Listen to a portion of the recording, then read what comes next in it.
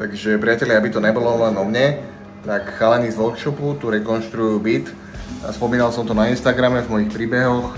Hej, kúpili byt, rekonštruujú v tom zmysle, že urobia taký refresh bytu. To znamená, že kúpeľňa, tento byt má zhruba 15 rokov, idú refreshnúť kúpeľňu, vymeniť obkladačky, vymalovať celý byt, vymeniť parkety a proste ten byt bude vyzerať ako nový. To znamená, že sem príde nejaký človek a povie si, že wow, to je v podstate všetko nové, tu nie je nič používané, kupujem ho, on má strašne dobrý pocit z kúpy a chalani majú zarobené. Chalani si z toho kúpili auto, ale čo sa stane, teraz si kúpia druhé auto, lebo sú dvaja. Takže aj toto sa dá, že z flipu si kúpia auto, hej. No, flipári, no taký, no. Alebo môžete ísť na pivo s kamošmi pozvať, alebo na dovolenku, to je jedno, treba si tie peniaze užiť. No každý po svojom. Takže aj toto sa učíme na workshope. Teraz si prejdeme, že v podstate, čo sa tu robí, ako sa to robí, aká je dispozícia bytu. Yes, make a move! Takže ako vidíte, je to dvojizbový byt, balkón má smerovaný na zeleň. Je to super tiché, lebo každý záujemca, čo sem príde na ten byt, ocení to, že to nie je na nejakej rušnej ulici, ale výhľad na zeleň. Väčšina ľudí to oceňuje, že je to veľké plus bytu, áno?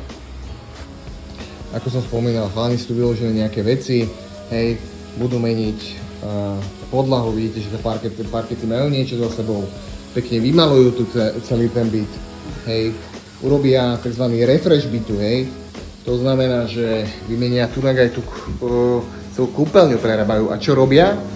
Čo sa najviac dostaneme, že to robia svojpomocne, že sú zruční.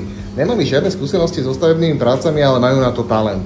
Boli na workshope, naučili sa nejaké know-how, zavolajú mi občas, spýtajú sa, tunak menia aj zárubňa dvere, pretože už boli také z tej kúpeľskej vody také zvlhčené, poškodené, takže ten nový kupujúci, čo sem príde, tak to veľmi ocení, hej.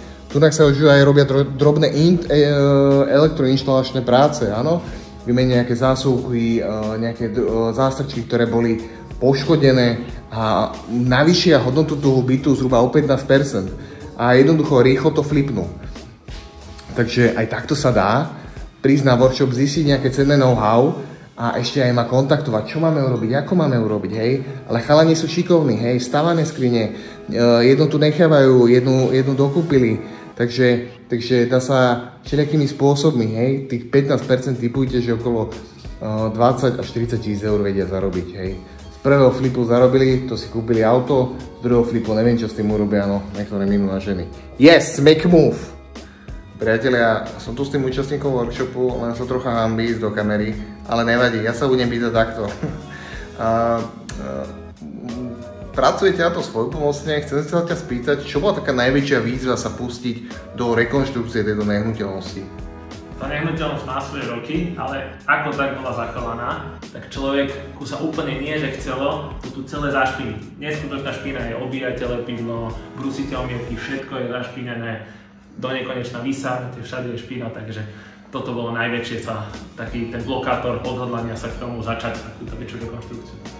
A nielen to, ale je to aj obrovská obeta času, však je pomaly 8 hodín večer a v podstate mohli by ste to tráviť niekde na pive, ale ste sa rozhodli v podstate urobiť refresh tohto bytu. Čo tu vlastne všetko idete meniť? Kúpeľňa sa robí na kompletku, dvere sa budú meniť, podlahy sa urobia na novo, vymaluje sa a to je asi všetko. Vidíte, niekedy stačí málo, v podstate málo v úvodzovkách a zvýšite hodnotu toho bytu. A aj toto sa učíme na workshope, že nie vždy je nutné zrekonštruovať byt ten kompletne, alebo prídu nejaké firmy kompletne všetko zborať. Nie, vôbec. Ak je ten byt má 15-20 rokov, hej, je starý alebo kompletne zrekonštruovaný pred 20 rokmi, tak stačí vymeniť niektoré veci, aby ten byt dostal taký nádych novostavby a vy ho veľmi výhodne viete predať. Ako dobre odprezentujete cez nejakú realitnú kanceláriu alebo sami, tak viete ho veľmi dobre predať. Yes, make a move!